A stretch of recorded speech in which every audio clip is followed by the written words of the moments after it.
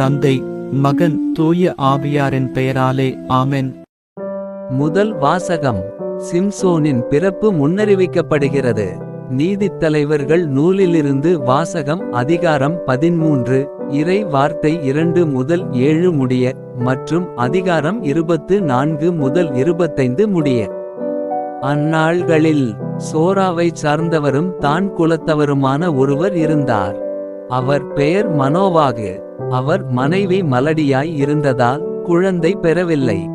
ஆண்டவரின் தூதர் அப்பெண்ணுக்கு தோன்றி அவரிடம், நீ மலடியாய் இருந்ததால் இதுவரை குழந்தை பெற்றெடுக்கவில்லை. ஆனால் இனி நீ கருவுற்று ஒரு மகனை பெற்றெடுப்பாய். இப்பொழுது கவனமாயிரு. திராட்சை இரசமோ மதுபானமோ அருந்தாதே. தீட்டான எதையும் உண்ணாதே. ஏனெனில் நீ கருவுற்று ஒரு மகனை பெற்றெடுப்பாய். சவர கத்தி அவன் தலைமீது படக்கூடாது. ஏனெனில் பையன் பிறப்பிலிருந்தே கடவுளுக்கென நாசீர் ஆக இருப்பான். அவன் இஸ்ரேல் மக்களை பெலிஸ்தியரின் கையிலிருந்து விடுவிக்கத் தொடங்குவான் என்றார். அப்பெண் தம் கணவரிடம் வந்து கூறியது, கடவுளின் மனிதர் என்னிடம் வந்தார். அவரது தோற்றம் கடவுளின் தூதரின் தோற்றம் போல் பெரிதும் அச்சத்திற்குரியதாக இருந்தது. அவர் எங்கிருந்து வந்தவர் என்று நான் அவரை கேட்கவில்லை. அவரும் எனக்கு தம் பெயரை அறிவிக்கவில்லை. அவர் என்னிடம், இதோ நீ கருவுற்று ஒரு மகனை பெற்றெடுப்பாய். ஆகவே நீ திராட்சை இரசமோ மதுபானமோ அருந்தாதே. தீட்டான எதையும் உண்ணாதே. ஏனெனில் பையன் பிறந்த நாள் முதல் இறக்கும் நாள் வரை கடவுளுக்கென நாசீராக இருப்பான் என்றார். அப்பெண் ஒரு மகனை பெற்றெடுத்து அவனுக்கு சிம்சோன் என பெயரிட்டார். பையன் வளர்ந்து பெரியவனானான். ஆண்டவர் அவனுக்கு ஆசி வழங்கினார். சோராவுக்கும் எசுத்தாவேலுக்குமிடையே அவன் இருக்கும்போதுதான் ஆண்டவரின் ஆவி அவனை தூண்டத் தொடங்கியது. இது ஆண்டவரின் அருள்வாக்கு. பதிலுரை பாடல். பல்லவி. நாளெல்லாம் நான் பேசுவது உமது பெருமையே. என் அடைக்கல பாறையாக நீர் இருந்தருளும். கோட்டை அரணாயிருந்து என்னை மீட்டருளும். ஏனெனில் நீர் எனக்கு கற்பாறையாகவும் அரணாகவும் இருக்கின்றீர். என் கடவுளே, பொல்லார் கையினின்று என்னை காத்தருளும். பல்லவி. நாளெல்லாம் நான் பேசுவது உமது பெருமையே. என் தலைவரே, நீரே என் நம்பிக்கை. ஆண்டவரே, இளமை முதல் நீரே என் நம்பிக்கை. பிறப்பிலிருந்து நான் உம்மை சார்ந்துள்ளேன். தாய் வயிற்றிலிருந்து நீர் என்னை பிரித்தெடுத்தீர். பல்லவி. நாளெல்லாம் நான் பேசுவது உமது பெருமையே. தலைவராகிய ஆண்டவரே, உமது வலிமை மிகு செயல்களை எடுத்துரைப்பேன். உமக்கே உரிய நீதி முறைமையை புகழ்ந்துரைப்பேன். கடவுளே, என் இளமை முதல் எனக்கு கற்பித்து வந்தீர். இனிவரும் நாள்களிலும் வியத்தகு செயல்களை அறிவிப்பேன். பல்லவி. நாளெல்லாம் நான் பேசுவது உமது பெருமையே. நற்செய்திக்கு முன் வாழ்த்தொலி.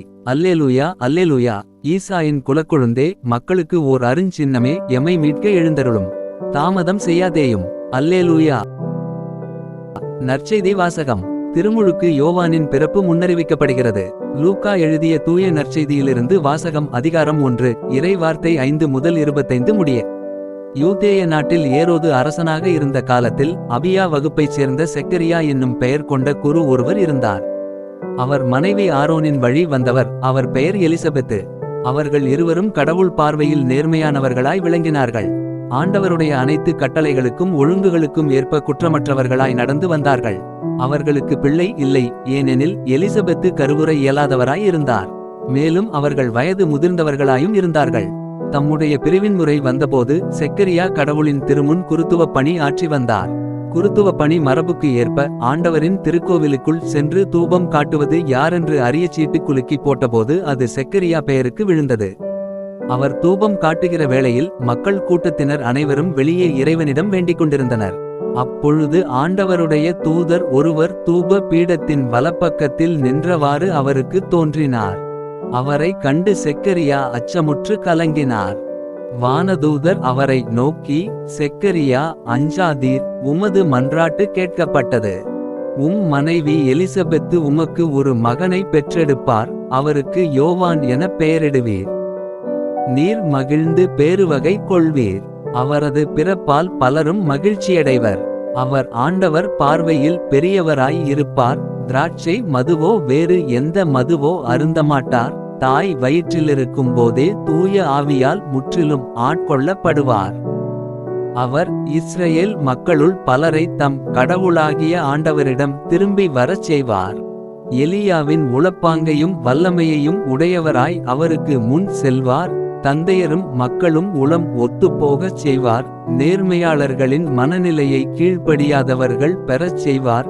இவ்வாறு ஆண்டவருக்கு ஏற்புடைய ஒரு மக்களினத்தை ஆயத்தம் செய்வார் என்றார். செக்கரியா வானதூதரிடம், இது நடைபெறும் என எனக்கு எப்படி தெரியும்? நான் வயதானவன், அதுபோல் என் மனைவியும் வயது முதிர்ந்தவராயிற்றே என்றார். அதற்கு வானதூதர் அவரிடம், நான் கபிரியேல், கடவுளின் திருமுன் நிற்பவன். உம்மோடு பேசவும் இந்த நற்செய்தியை உமக்கு அறிவிக்கவும் அனுப்பப்பட்டேன். இதோ பாரும், உரிய காலத்தில் நிறைவேற இருக்கும் என்னுடைய வார்த்தைகளை நீர் நம்பவில்லை. ஆதலால் அவை நிறைவேறும் வரை நீர் பேச்சற்றவராய் இருப்பீர். உம்மால் பேசவே இயலாது என்றார். மக்கள் செக்கரியாவுக்காக காத்திருந்தனர். திருக்கோவிலில் அவர் காலந்தாழ்த்துவதை குறித்து அவர்கள் வியப்படைந்தார்கள். அவர் வெளியே வந்தபோது அவர்களிடம் பேச முடியாமல் இருந்தார். ஆதலால் அவர் திருக்கோவிலில் ஏதோ காட்சி கண்டிருக்க வேண்டும் என அவர்கள் உணர்ந்து கொண்டார்கள். அவர் அவர்களிடம் சைகைகள் வாயிலாக உரையாடி வந்தார், பேச்சற்றே இருந்தார். அவருடைய திருப்பணி காலம் முடிந்ததும் அவர் வீடு திரும்பினார். அதற்கு பின்பு அவர் மனைவி எலிசபெத்து கருவுற்று 5 மாதமளவும் பிறர் கண்ணில் படாதிருந்தார். மக்களுக்குள் எனக்கிருந்த இகழ்ச்சியை நீக்க ஆண்டவர் என் மீது அருள் கூர்ந்து இந்நாளில் இவ்வாறு செய்தருளினார் என்று தமக்குள் சொல்லிக் கொண்டார். இது ஆண்டவரின் அருள்வாக்கு. உங்களுடைய பிரார்த்தனைகளையும் வேண்டுதல்களையும் நாளைய திருப்பலியில் ஒப்பு கொடுக்க விரும்புவோர் கீழ்காணும் மெயில் ஐடிக்கு உங்கள் வேண்டுதல்களை அனுப்பவும் அல்லது வீடியோவின் கீழ் கமெண்ட் செய்யவும். பிதா சுதன் பரிசுத்த ஆவியின் பெயராலே ஆமென். தின பிரார்த்தனைகளுக்காக லைக், சப்ஸ்கிரைப் மற்றும் பெல் ஐகானை கிளிக் செய்யவும்.